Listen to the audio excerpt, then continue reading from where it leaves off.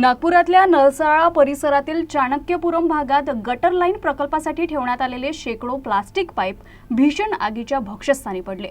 सुदैवानं अग्निशमन दलानं वेळीच धाव घेतल्यानं मोठा अनर्थ टळला।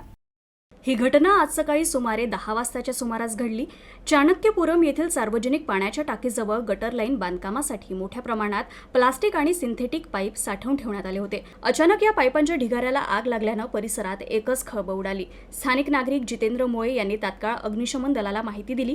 अवघ्या 15 ते 20 मिनिटात अग्निशमन दलाच्या 3 गाड्या घटनास्थळी दाखल झाल्या।